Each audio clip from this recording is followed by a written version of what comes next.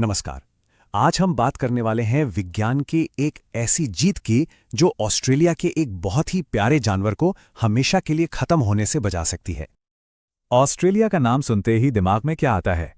शायद kangaroo, Sydney opera house और हाँ, ये प्यारा सा पेड़ पर लटका हुआ जानवर।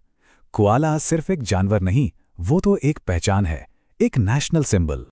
मगर इस मासूम से चेहरे के पीछे ना एक बहुत बड़ी लड़ाई चल रही है। एक ऐसा दुश्मन है जिसे हम देख नहीं सकते और वो चुपचाप इनकी पूरी की पूरी आबादी को खत्म कर रहा है। तो चलिए जरा करीब से जानते हैं इस कमाल के जीव के बारे में।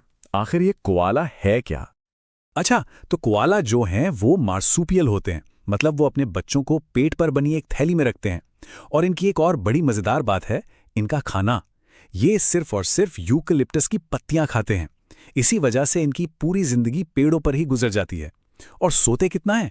अरे दिन में 18 से 20 घंटे। पर इतनी चिल लाइफ होने के बाद भी एक बहुत बड़ी चिंता की बात है कि ये अब एक लुप्तप्राय प्रजाति बन गए हैं। तो आखिर वो छिपा हुआ दुश्मन है कौन जो इन्हें खत्म करने पर तुला है? उसका नाम है क्लैमाइडिया। क्लैमाइडिया ये एक बैक्टीरियल इन्फेक्शन है और मजे की बात यह है कि ये सिर्फ कोआला को नहीं, इंसानों को भी होता है। पर फर्क ये है कि इंसानों के लिए तो इसका इलाज है, लेकिन कोआला के लिए ये जानलेवा साबित हो रहा है। और ये खतरा कितना बड़ा है, जरा इस आंकड़े पर गौर कीजिए। ऑस्ट्रेलिया में जितने भी जंगली कोआला हैं, उनमें से आधे से ज्यादा, 50% से भी ज्यादा इस बीमारी से जूझ रहे हैं। ये नंबर सच में डराने वाला है। और इस बीमारी के असर बहुत ही भयानक हैं। ये कोआला को अंधा कर सकती है, उनके शरीर में बहुत दर्दनाक इन्फेक्शन पैदा कर सकती है, और जो सबसे बुरी बात है वो है बांझपन। अब सोचिए, जब कोई प्रजाति बच्चे ही पैदा नहीं कर पाएगी तो उसका अंजाम क्या होगा? बस एक ही, उनकी आबादी तेजी से खत्म हो जाएगी। देखिए, हम सबने सुना है कि कैसे जंगल की आग या पेड़ों के कटने से कोआला को खतरा है, लेकिन क्लैमाइडिया इन सबसे ऊपर एक और बड़ी मुसीबत है, क्योंकि ये तो उनकी नस्ल बढ़ाने की ताकत ही छीन रही है। ये उन्हें विलुप्त होने के और भी करीब धकेल रही है। लेकिन अब कहानी में एक नया मोड़ आया है, एक उम्मीद की किरण जगी है। चलिए देखते हैं कि ये हुआ कैसे। ऑस्ट्रेलिया की university of the Sunshine Coast के साइंटिस्ट्स ने कई सालों की मेहनत के बाद एक रास्ता खोज निकाला है। और वो रास्ता है एक वैक्सीन, एक टीका जो खासतौर पर कोआला के लिए ही बनाया गया है। तो ये वैक्सीन काम कैसे करती है? इसको ना ऐसे समझिए जैसे आप शरीर की फौज को दुश्मन की एक फोटो दे रहे हो।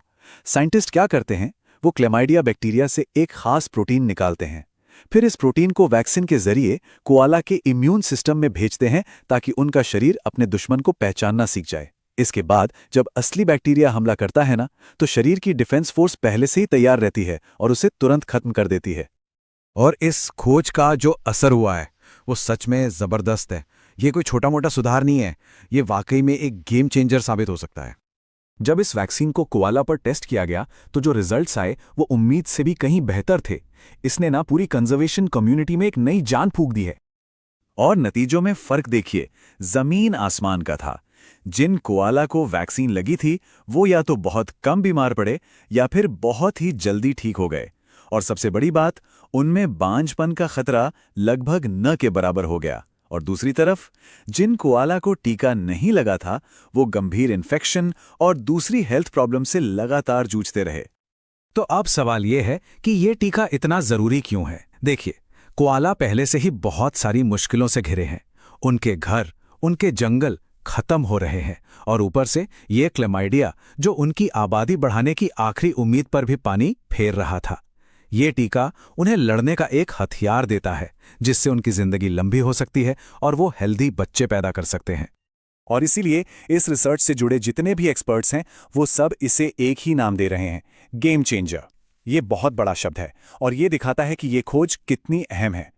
एक गेम चेंजर होने का मतलब सिर्फ कुछ कोआला का इलाज करना नहीं है। इसका मतलब है कि ये पूरी की पूरी प्रजाति का भविष्य बचा सकता है, ताकि हमारी आने वाली पीढ़ियां भी इन प्यारे से जानवरों को देख सकें।